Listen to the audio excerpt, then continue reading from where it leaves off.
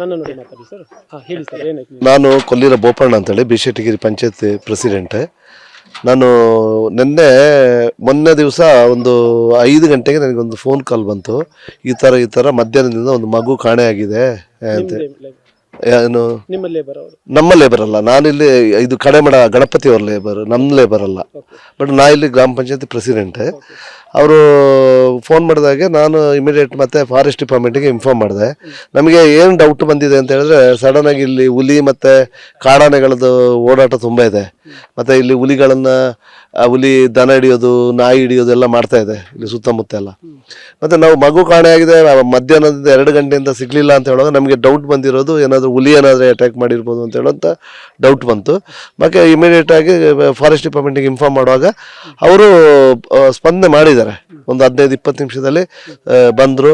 ಒಂದು 20-25 ಜನ ಬಂದರು. ಇಡೀ ಕೋಮಿಂಗ್ ಮಾಡಿದ್ದಾರೆ. ಕೋಮಿಂಗ್ ಮಾಡಿ ಯಾವುದೇ ಇದು ಸಿಗಲಿಲ್ಲ. ಅಷ್ಟೊತ್ತಿಗೆ ಸಂಜೆ ಆಗಿಬಿಡ್ತು. ಮತ್ತು ಅವರು 8 ಗಂಟೆ ಕೋಮಿಂಗ್ ಮಾಡಿದ್ದಾರೆ. ಮತ್ತು ರಿಟರ್ನ್ ಹೋಗಿದ್ದಾರೆ. ಬೆಳಿಗ್ಗೆ 6 ಗಂಟೆಗೆ ಮತ್ತೆ ಬಂದಿದ್ದಾರೆ. 6 ಗಂಟೆಗೆ ಬಂದು ಮತ್ತೆ ಇಲ್ಲಿ ಗ್ರಾಮಸ್ಥರು ಮತ್ತು ಫಾರೆಸ್ಟ್ ಅವರೆಲ್ಲ ಸೇರಿಕೊಂಡು ಮತ್ತು ಕಡೆಮಡ ಅನಿಲ್ ಅವ್ರದ್ದು ನಾಯಿಗಳನ್ನ ಕರ್ಕೊಂಡು ಹಾಗೆ ಒಂದು ಕೋಮಿಂಗ್ ಮಾಡ್ಕೊತಾ ಹೋಗುವಾಗ ಒಂದು ಮಗು ಒಂದು ತೋಟದೊಳಗಡೆ ಕೂತಿದೆ.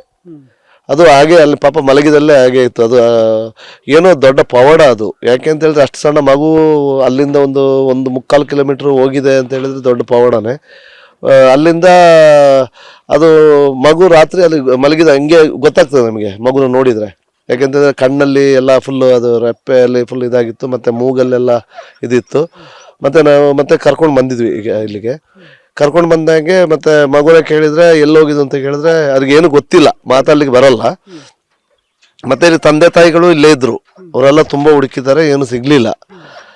ಅಲ್ಲಿಂದ ಫಾರೆಸ್ಟ್ ಡಿಪಾರ್ಟ್ಮೆಂಟ್ ಅವರು ತುಂಬ ಹೆಲ್ಪ್ ಮಾಡಿದ್ದಾರೆ. DFO ಇರ್ಬೋದು, ACF ಇರ್ಬೋದು, ಇಲ್ಲಿ ನಮ್ಮ ಪನ್ನಂಪೇಟೆ RFO ಇರ್ಬೋದು, ಬಂದು ಅವರು ತುರ್ತು ಕ್ರಮ ಕೈಗೊಂಡು. ಆದರೆ ನಾನು ಏನು ಸಂದೇಶ ಕೊಡ್ತೀನಿ ಅಂತ ಹೇಳಿದ್ರೆ, ಈ ಹುಲಿ ಮತ್ತು ಆನೆಗಳಿಂದ